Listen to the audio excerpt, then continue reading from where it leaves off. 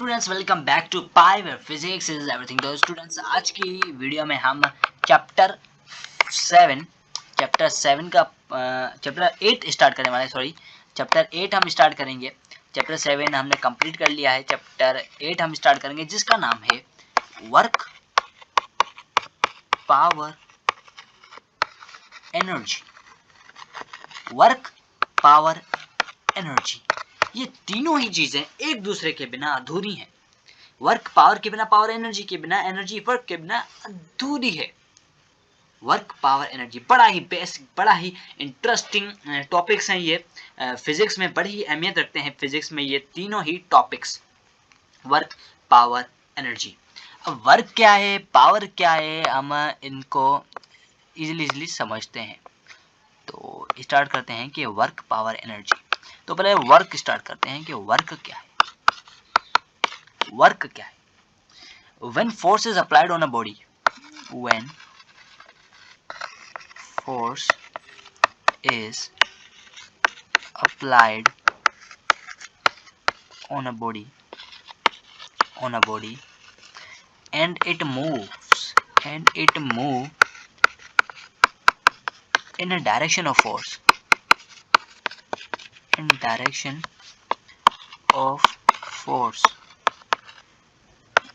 is called work.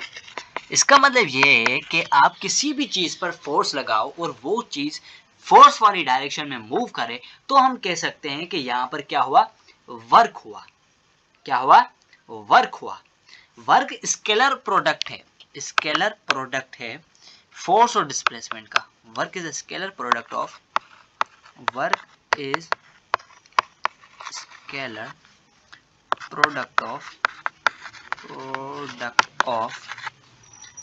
force and displacement. Work is a scalar product of force and displacement. अब यहाँ पर formula क्या बनेगा? W is equals to FD cos theta. FD cos theta भी क्यों आया है वो अभी मैं बताऊंगा, लेकिन F क्यों आया, फोर्स क्यों आया? F क्या है? फोर्स, और D क्या है? डिस्टेंस जितना उस ऑब्जेक्ट ने तय किया है। तो उसका जो यूनिट बनेगा, यूनिट हम इधर ही निकाल सकते हैं कि फोर्स का यूनिट क्या है? न्यूटन। डिस्प्लेसमेंट क्या है, यानी कि लेंथ का क्या है? मीटर। तो वर्क का क्या बनेगा? Newton metre. न्यूटन मीटर मतलब जूल। 1 न्यूटन मीटर मतलब 1 जूल। 1 न्यूटन मीटर मतलब 1 जूल। अब 1 जूल कितना होता है? अगर किसी बॉडी पर आप 1 न्यूटन फोर्स लगा रहे हो और वो बॉडी 1 मीटर डिस्टेंस तय करती है, तो हम कह सकते हैं यहाँ पर 1 जूल वर्क हुआ है। 1 जूल वर्क हुआ है। When 1 Newton force apply on a body and it displays 1 meter in a direction of force, then work will be 1 joule. Work एक स्केलर क्वांटिटी है। It is scalar quantity. इधर मैं लिख देता हूँ स्केलर क्वांटिटी। ये स्केलर क्वांटिटी है, ये भी याद रखिएगा। अब वर्क 3 फैक्टर्स पर डिपेंड करता है। वर्क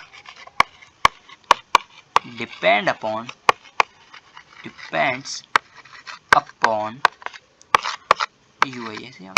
वर्क्स डिपेंड अपॉन 3 चीजों पर डिपेंड करता है।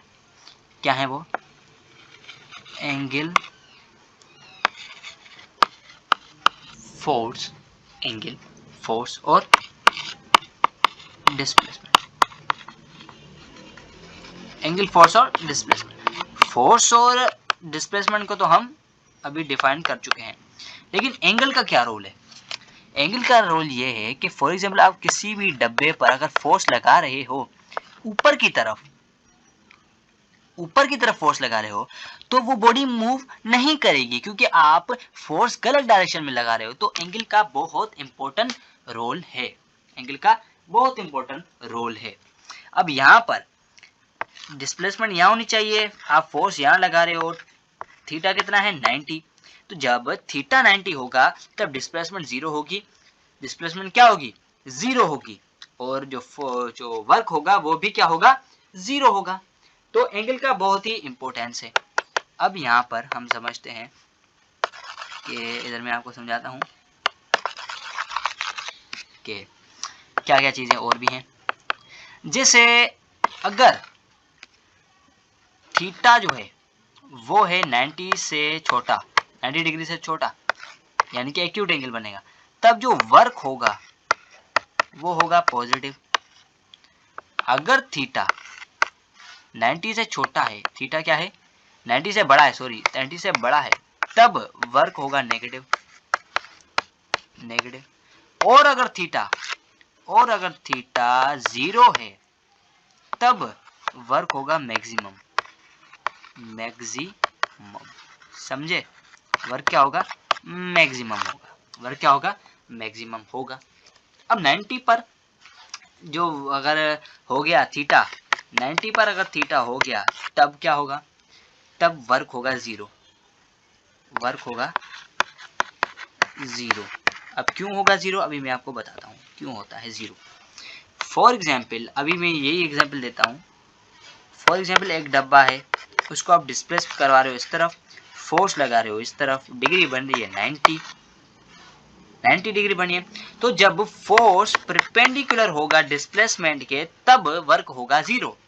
तब वर्क होगा 0। ये बात हमेशा ध्यान रखना। तो ये छोटी छोटी बातें थी, इसको मैं भी मिटा देता हूँ। तो यहाँ पर ही तो हमने बातें कर ली छोटी छोटी। अब थोड़ी सी आपको वैल्यूज दिखा देता हूँ, क्या क्या वैल्यूज होती है। cos 0 की जो वैल्यू होती है वो होती है 1। cos 90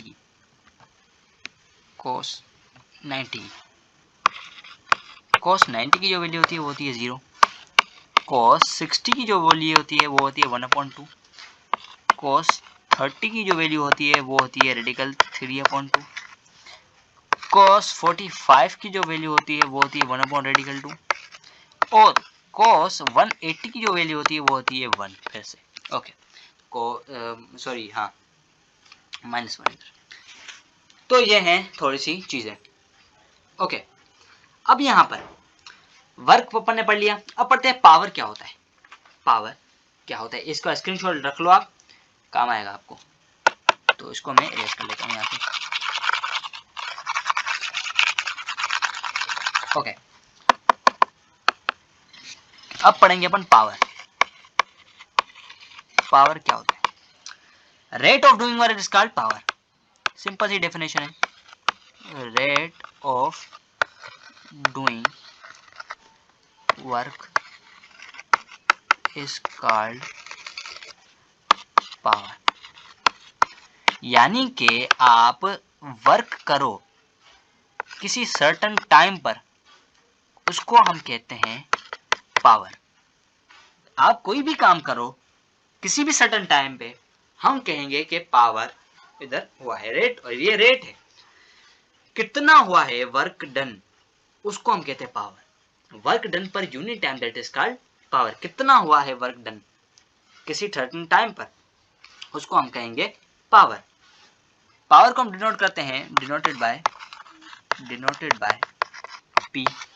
डिनोटेड बाय P, ये भी एक स्केलर क्वांटिटी है, स्केलर क्वांटिटी है। ये भी क्या है? एक स्केलर क्वांटिटी है। क्या है? एक स्केलर क्वांटिटी है। ओके, तो यहां पर इसका फॉर्मूला क्या बनेगा? फॉर्मूला नहीं, इसका यूनिट क्या बनेगा? तो वर्क का यूनिट क्या है? हम पढ़ के आए जूल, और टाइम का क्या होता है? सेकंड। तो joule upon second is equal to, ये इसका क्या है? एक क्या है इसका यूनिट है, लेकिन जूल अपॉन सेकंड को अपन वॉट पढ़ते हैं। तो ऑफिशियली जो इसका यूनिट है वो है, पावर का यूनिट क्या है? वॉट है। क्या है? वॉट। जब 1 जूल वर्क डन हो 1 सेकंड में, उसको हम कहते हैं 1 वॉट। जब 1 जूल वर्क डन हो 1 सेकंड में, तो हम कहेंगे क्या हुआ? 1 वॉट हुआ। अब पावर का एक और भी यूनिट है, उसको हम क्या कहते हैं? एचपी। अब ये एचपी कंप्यूटर वाला नहीं है, हाउलेट पे करनी है, ये क्या एचपी है? Horse power. 1 horse power is equal to 746 what.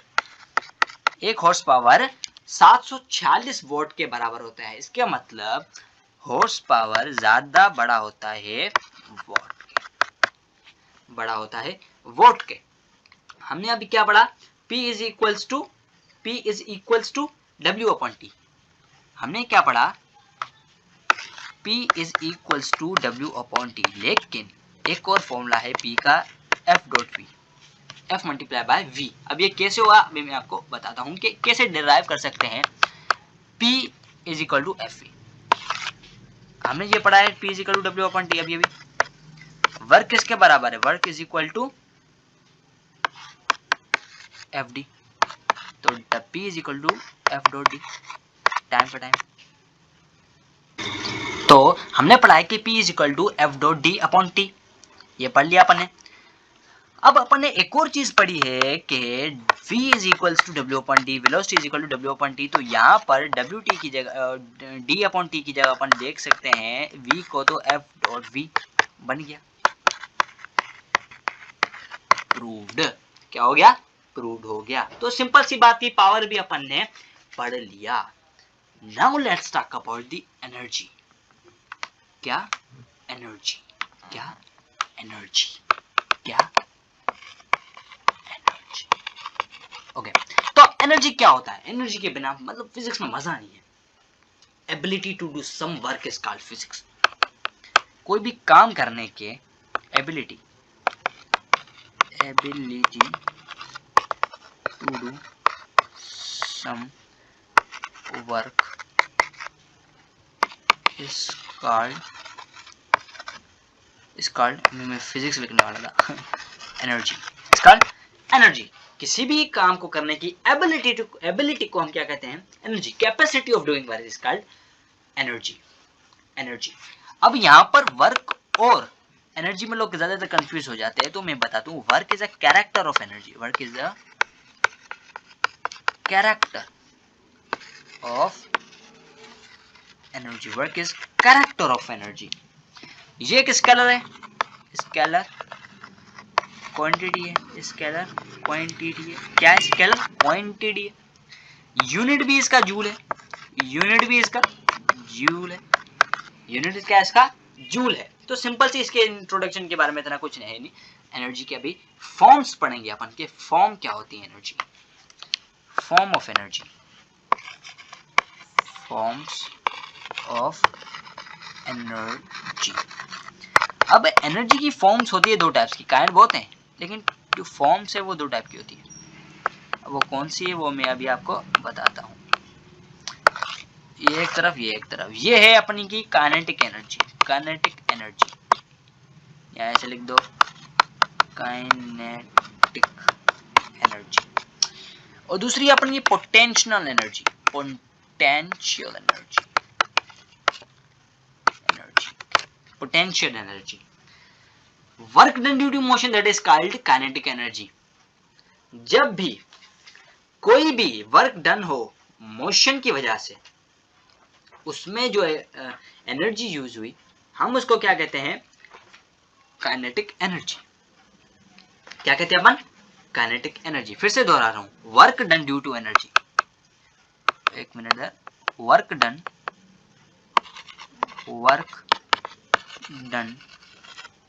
due to motion, due to motion, that is called kinetic energy, that is called kinetic energy। फिर से दोहरा रहा हूं, work done due to motion that is called kinetic energy. जब भी कोई भी काम हो रहा हो, मोशन में हो रहा हो, जब भी कोई काम मोशन में हो रहा हो, तब जो एनर्जी यूज होगी वो कौन सी एनर्जी होगी, काइनेटिक एनर्जी होगी।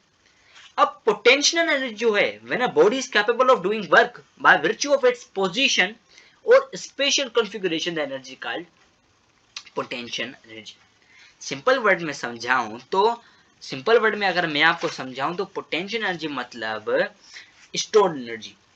When a body is capable of doing work, when a body is capable of doing work, जब भी कोई बॉडी कोई काम करने के कैपेबल है, यानी कि किसी भी चीज के अंदर एनर्जी स्टोर्ड है, उसको हम कहते हैं पोटेंशियल एनर्जी। इजी वर्ड में आपको समझाऊंगा, रट्टा नहीं, work sorry energy, stored energy इसका potential, stored energy, easy way में स्टोर्ड एनर्जी इसका पोटेंशियल एनर्जी। अब पोटेंशियल एनर्जी कैसे स्टोर्ड, फॉर एग्जांपल गाड़ी के अंदर जो डीजल पड़ा हुआ है, या फॉर एग्जाम्पल बैटरी, आपकी जो रिमोट कंट्रोल बच्चों की गाड़ी होती है उसमें जो बैटरी है उसके अंदर एनर्जी है, बैटरी के अंदर एनर्जी है, तो वो क्या पोटेंशियल एनर्जी है। लेकिन जब आप उस गाड़ी को चलाते हो तब वो एनर्जी कहाँ यूज हो जाती है, काइनेटिक एनर्जी में कन्वर्ट हो जाती है। इसमें कन्वर्ट हो जाती है तो काइनेटिक एनर्जी में वो जो अपन की पोटेंशियल एनर्जी वो काइनेटिक एनर्जी में कन्वर्ट हो जाती है। अब इस एनर्जी के डिफरेंट काइंड्स होते हैं, पोटेंशियल एनर्जी के डिफरेंट काइंड्स होते हैं। अपन को दो पढ़ाए गए हैं, बुक में दो हैं, gravitational potential energy. Gravitational potential energy, जब भी आप फॉर एग्जांपल ये ग्राउंड है, इधर मैं ग्राउंड बना देता हूँ, एक मिनट इधर मैं ग्राउंड बना देता हूँ, एक मिनट, थोड़ा अच्छा भी तो लगे।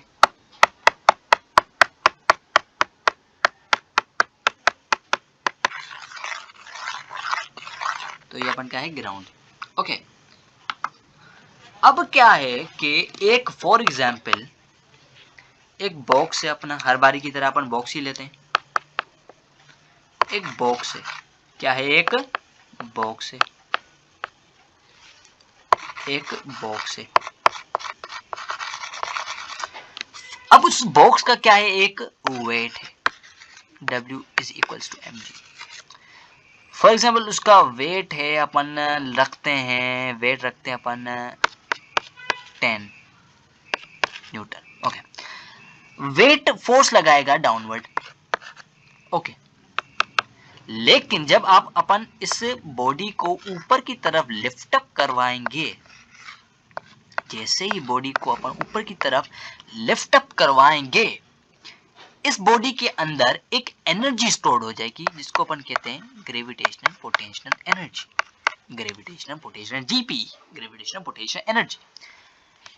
अब कैसे स्टोर्ड हुई, फॉर एग्जांपल इसका वेट है, तो जब अपन ने इसको ऊपर की तरफ लिफ्ट अप किया तो इसकी जो वेट की वजह से इस जो अर्थ की जो ग्रेविटी है उसको अट्रैक्ट करेगी, अट्रैक्ट कर, तो इसके अंदर एक पोटेंशियल एनर्जी स्टोर्ड हो जाती है जिसको अपन कहते हैं ग्रेविटेशनल पोटेंशियल एनर्जी।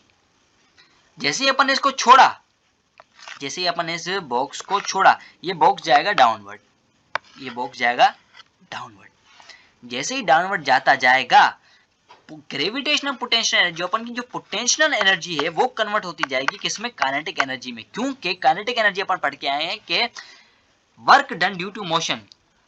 जैसे ही अपन ने इसको छोड़ा, ग्रेविटेशनल पोटेंशियल यानी कि पोटेंशियल एनर्जी कन्वर्ट हो जाएगा किसमें, काइनेटिक एनर्जी में। क्योंकि उस वक्त जो अपन का जो बॉक्स है वो किसमें होता है, किसमें होगा, मोशन में होगा। तो जैसे ही सरफेस पर आके वापस से गिरी, ये अपन का बॉक्स वापस से गिरा, तब एनर्जी खत्म, तब एनर्जी खत्म। यहाँ तो वो साउंड एनर्जी में कन्वर्ट हो जाएगा, यहाँ तो फ्रिक्शन की वजह से खत्म हो जाएगा, तो इसे कन्वर्ट कहीं ना कहीं कन्वर्ट हो जाएगा।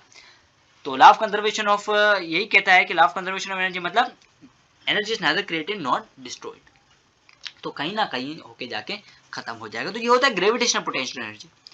Now students, let's talk about the elastic potential energy. Elastic potential energy, elastic potential energy मतलब फॉर एग्जांपल यहाँ पर एक दीवार है, यहाँ पर एक स्प्रिंग है, एक मिनट इसको मैं मिटाऊं, अच्छा बनाऊं, एक स्प्रिंग है, इस स्प्रिंग के साथ आपने एक कोई भी चीज बांधी, ओके बांधी, अभी इसमें कुछ एनर्जी नहीं है, सही है। जब आपने इस रस्सी को, इस स्प्रिंग को, इस बॉक्स को पकड़कर, इसको पकड़कर आपने यहां तक खींचा, यहां तक आपने खींचा, तब क्या है कि इसकी जो इलास्टिक एनर्जी है, इस बॉक्स की जो इलास्टिक एनर्जी है वो बढ़ जाएगी स्प्रिंग की वजह से। क्योंकि स्प्रिंग जो है वो एक्सपेंड हो गया, खिंचाव की वजह से एक्सपेंड हो गया, तो इसके अंदर एक एनर्जी स्टोर हो जाएगी, इस बॉक्स के अंदर एक एनर्जी स्टोर हो जाएगी जिसको अपन कहते हैं इलास्टिक पोटेंशियल एनर्जी। जैसे ही अपन ने फिर इसको छोड़ा, फिर वापस से चली गई, क्या इस तरह वापस से चली गई। तो ये होता है इलास्टिक पोटेंशियल एनर्जी। इसमें भी एनर्जी स्टोर हो जाएगी, जैसे अपन छोड़ेंगे फिर आगे जाएगी फिर पीछे पीछे पीछे, वो बात अलग है, वो इनर्शिया की वजह से होता है। तो यहाँ पर इलास्टिक पोटेंशियल एनर्जी भी आप समझ चुके होंगे। अब काइनेटिक एनर्जी को अपन का फॉर्मूला क्या है, काइनेटिक एनर्जी का, अब इन दोनों का फॉर्मूला अपन ड्राइव करते हैं कि काइनेटिक एनर्जी और पोटेंशियल एनर्जी का फॉर्मूला क्या है। इलास्टिक पोटेंशियल एनर्जी समझे, इलास्टिक पोटेंशियल एनर्जी समझे, काइनेटिक अपने ग्रेविटेशनल पोटेंशियल एनर्जी भी समझे, इलास्टिक पोटेंशियल एनर्जी भी समझे। तो काइनेटिक एनर्जी का अपन फॉर्मूला निकालते हैं कि कैसे निकलेगा इसका फॉर्मूला। तो वी नो दैट, हम जानते हैं कि work done due to motion is called kinetic energy, work done due to motion is called kinetic energy. तो K dot E is equals to W, work done due to motion is called, work done नहीं हो रहा तो kinetic energy हो रही है। अब अपन ने ये भी पढ़ा है कि W is equals to F dot D लिख दो या S लिख दो, क्योंकि D डिस्प्लेसमेंट और S भी डिस्प्लेसमेंट डिस्टेंस ही कहलाता है। तो K dot E is equals to F dot S। अब अपन ने पढ़ा है कि F is equals to MA, अपन ने ये भी पढ़ा है F is equals to MA। तो यहाँ पर ये भी लागू कर दो, K dot E is equals to MA dot S, MA dot S। अब यहाँ पर कुछ एक्सपेरिमेंट, ये क्वेश्चन ए है। अब यहाँ पर कुछ है एक्सपेरिमेंट्स। एक्सपेरिमेंट्स क्या है कि if a body start from rest, अगर बॉडी स्टार्ट करती है रेस्ट से और कुछ डिस्टेंस कवर कर लेने के बाद उसकी जो वेलोसिटी है वो v बन जाती है। और जो फिर अगर उसका डिस्टेंस अपन कैसे निकाल सकते हैं, अब एक मिनट इधर देखो, अभी देखो अपन ने डायरेक्ट मैं आपको समझाता हूँ, ऐसे आप मेसअप कर जाओगे कि 2as is equals to vf square minus vi square, ये अपन ने पढ़ा है ना, ये अपन ने पढ़ा है। ओके, तो 2as is equals to vf square minus initial velocity क्या होगी, काइनेटिक एनर्जी में हमेशा जीरो होगी, क्योंकि काइनेटिक एनर्जी मतलब मोशन में एनर्जी, एनर्जी की यूज हो रही है मोशन में। मोशन में आने से पहले वो बॉडी क्या होगी, रेस्ट में होगी, तो उसकी इनिशियल वेलोसिटी क्या होगी, जीरो होगी, उसकी इनिशियल वेलोसिटी क्या होगी, जीरो होगी। तो 2as is equals to v square. Okay, फिर यहाँ पर s को रहने दो और 2a को वहां भेज दो, तो s is equals to v square upon 2s। तो यहाँ पर 2a, तो यहाँ पर s की वैल्यू क्या आई, v स्क्वायर अपॉन 2। अब ये वैल्यू पुट कर दो इक्वेशन नंबर ए में, इधर s की जगह, तो k dot e is equals to ma, s की जगह अपन को क्या लिखना है, v square upon 2a, v square upon 2a। अब यहाँ पर आपको कुछ कटने का दिख रहा है, कटने का, जहां पर कट रहा है वहां काट दो, कट रहा है वहां काट दो। अब क्या बनी, k dot e is equals to m v square upon 2। अच्छे से लिखता हूं इधर, k dot e is equals to m v square upon 2, m v square upon 2। अब इसको हाफ m v स्क्वायर लिख दो या m v स्क्वायर अपॉन 2, आपकी मर्जी है, आपकी मर्जी है। अब यहाँ पर आपसे एक मैं सवाल पूछता हूँ कि kinetic energy of Salman Khan is equal to the momentum of Salman Khan, kinetic energy of Salman Khan is equal to the momentum of Salman Khan. बताता हूँ कि kinetic energy of Salman Khan, kinetic energy of Salman Khan is equals to momentum of Salman Khan. तो कैलकुलेट करो सल्लू भाई की वेलोसिटी, सल्लू भाई की velocity calculate करो।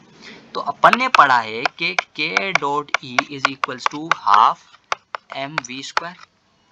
तो यहाँ पर क्या है कि काइनेटिक एनर्जी किसके बराबर है, मोमेंटम के बराबर। तो काइनेटिक एनर्जी किसके बराबर है, मोमेंटम के बराबर, एम वी स्क्वायर। ओके, अब यहाँ पर क्या करो कि 2 को वहां भेजो और इसको ऐसे ही रहने दो। अब यहाँ पर क्या करो, एम वी को वहां भेज दो, 2 is equals to M V square upon M V, इस एम वी से ये एम वी स्क्वायर एक कट गया, तो 2 इज इक्वल्स टू mv और 2 is equals to mv, mv नहीं सॉरी इधर v बचेगा। क्यों? क्योंकि एक m इस m से कटा और v ये एक v से कटा, तो 2 is equals to v, v is equals to 2 metre पर सेकेंड। तो सल्लू भाई की वेलोसिटी क्या होगी भागने की आफ्टर द एक्सीडेंट? v2, तो क्या होगी 2 मीटर पर सेकेंड। अब यहाँ पर अपन को पोटेंशियल एनर्जी को कैलकुलेट करना है, ग्रेविटेशनल पोटेंशियल एनर्जी को कैलकुलेट करना है। इसलिए यहाँ पर कैलकुलेट कर लेते हैं कि छोटी सी इक्वेशन है कि if a body having mass m, अगर अपन उसको ऊपर की तरफ लिफ्ट अप करते हैं तो एक वर्क डन होगा फिर से against the field, gravitational field के अगेंस्ट। तो P dot E is equals to अब अपन ने ऊपर क्या लिखा था, फिर से अगर अपन ऊपर चलें, इधर अपन ने MA लिखा था, F इज इक्वल्स टू, ये अपन ने क्या लिखा था इधर F और S लिखा था। लेकिन क्योंकि अपन इस बॉडी को ऊपर की तरफ लिफ्ट अप कर रहे हैं तो H आएगा, हाइट आएगा। क्या आएगा? हाइट।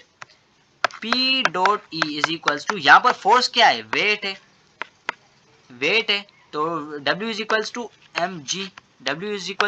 mg, तो F की जगह क्या आएगा? mg डॉट h, तो PE potential energy is equals to mgh, ये बात हमेशा ध्यान रखा। अब यहाँ पर एक और आपको चीज बता दूं कि छोटी सी चीज है, वो आपको एमसीक्यूज में भी आ सकते हैं। काइनेटिक एनर्जी हमेशा प्रोपोर्शनल रहेगा v स्क्वायर के और पोटेंशियल एनर्जी हमेशा प्रोपोर्शनल रहेगा हाइट के। ये बात भी आप हमेशा ध्यान में रखना। तो दोस्तों ये थे आज की वीडियो, थोड़ी सी लंबी हो चुकी है लेकिन अपन ने इंट्रोडक्शन बहुत सा पूरा कर दिया है। अब नेक्स्ट वीडियो में अपन इलास्टिक पोटेंशियल एनर्जी की डेरिवेशन पूरा करेंगे। इलास्टिक पोटेंशियल एनर्जी की डेरिवेशन जो है वो हुक्स लॉ के थ्रू अपन प्रूव करेंगे कि कैसे elastic potential energy is equals to K X square upon 2k। इधर लिख लेता हूँ, elastic potential energy is equals to K X square upon 2। तो इस चीज के बराबर है इलास्टिक पोटेंशियल एनर्जी। फिर इंटर कन्वर्जन और काइनेटिक एनर्जी और पोटेंशियल एनर्जी का, जैसे मैंने बताया कि अगर कोई बॉडी है ऊपर से नीचे आ रही है तो उसकी जो पोटेंशियल एनर्जी है, ग्रेविटेशनल पोटेंशियल एनर्जी है, वो किस में कन्वर्ट हो जाती है? काइनेटिक एनर्जी में कन्वर्ट हो जाती है। तो वो कल हम देखेंगे उसके बारे में। फिर आखिरी में पढ़ेंगे law of conservation of energy, कि कैसे इस पूरी यूनिवर्स में ना ही जो अपन की एनर्जी क्रिएट होती है, ना ही कभी खत्म हो सकती है। हाँ, उसके फॉर्म्स चेंज होते रहते हैं।